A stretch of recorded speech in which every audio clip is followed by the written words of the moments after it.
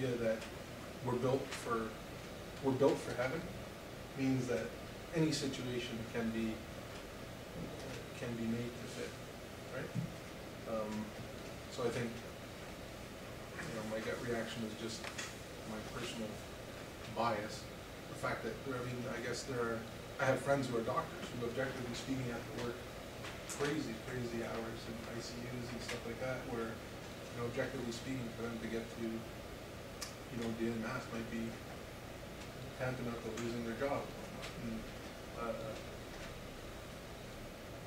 they have to fit things in the best way they can. One of the things I guess I would recommend to a person like that is find somebody who you trust to guide you through that, because you won't be objective about it.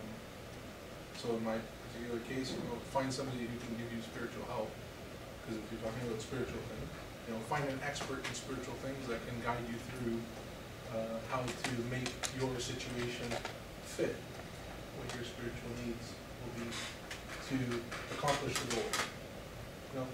I'll share one thing with you. I didn't start my career at Max Steel as a sales person. I started as a contract position for 2 weeks to implement an internet, and from then on I just basically took on jobs that nobody else wanted. So I was the master grand poobah of Y2K, right, which was the greatest thing ever. It was like super important, and like you could go anywhere and do anything in the name of Y2K. So it was like you arrive and everybody's like, wow, it's the Y2K guy. Here's fancy stickers you can put on every single piece of equipment, so it was like right in everybody's face, And then right after that, they decided, hey, we're going to implement an ERP system. I don't know if anybody knows what an ERP system is, but it's basically like like SAP or BOD or Insys.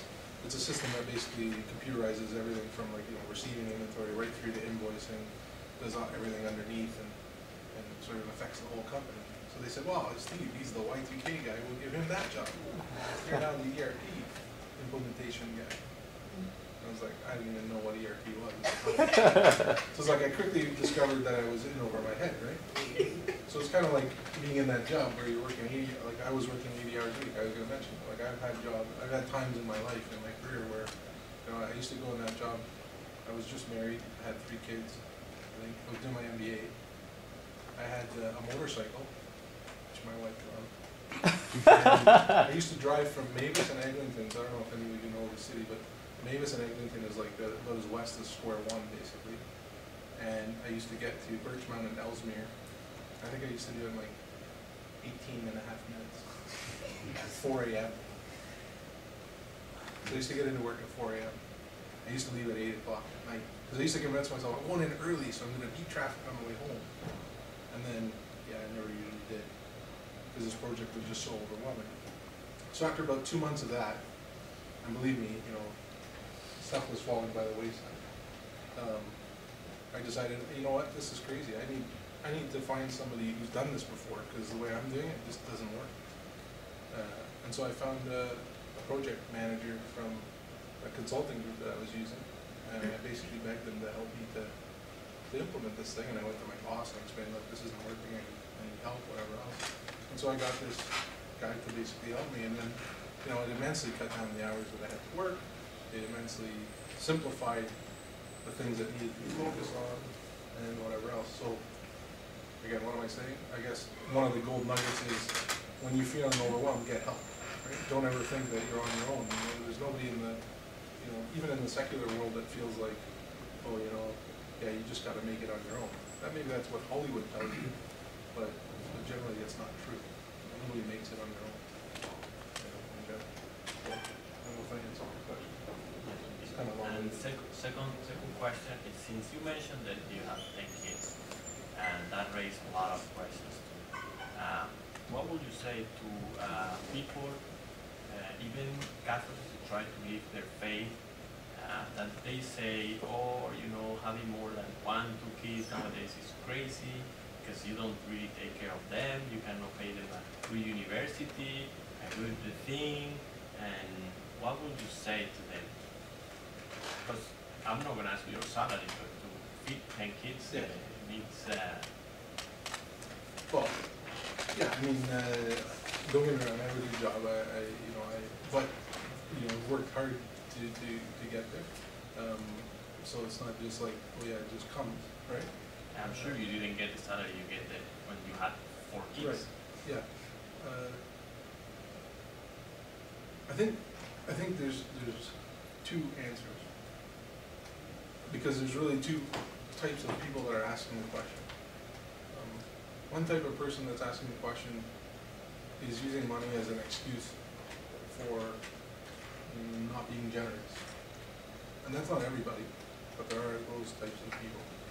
And my answer would be that, I don't know, like I mentioned, I had a motorcycle. I love motorcycles. If my best friend came to me and asked me, look, I've got 10 Ducatis, which are really fancy motorcycles. I'd like you to watch over them and take care of them. And you can ride them if you want and whatever for the next little while. Do you mind? I'd be like, are you kidding me? Great. And he's like, oh yeah, by the way, I'm going to pay you. Oh man, that's awesome. Great. Or it's like, if you had the choice to win the lottery,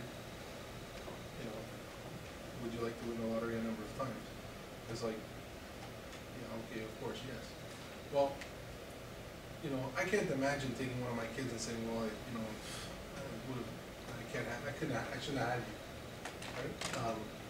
Because again, the goal being getting to heaven. Every kid has an infinite value. Every person, right, has their soul is worth infinite amounts. So to put a price tag on it is really sort of awkward, I guess, is the best word to put it. It's not lining things up properly. So I was raised in a family of 10, so maybe again I come by it honestly in the sense that I watched it happen, and it worked, right? It all sort of works out. And St. Jose Maria used to say, well, every kid is born with a loaf of bread under their arm, and it's very true. I'll be honest with you guys, I can be perfectly honest. I've never had a family budget. Never.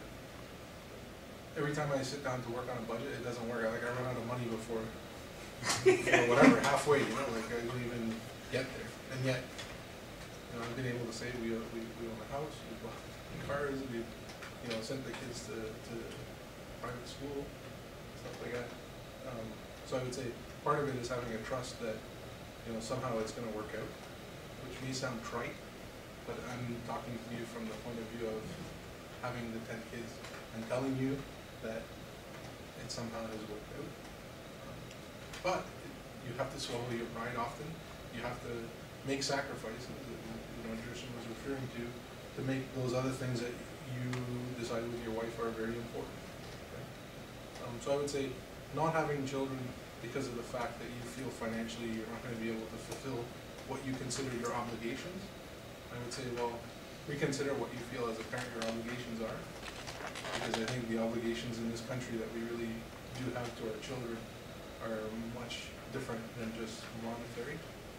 I think there are legitimate, because then the second part of the answer is there are legitimately people who are overwhelmed by children, right? That like children is like having your life rocked. Anybody that has a kid will tell a person that doesn't have a kid. I can't explain to you. It's incomprehensible the amount of change that goes on in your life when you have a child, right?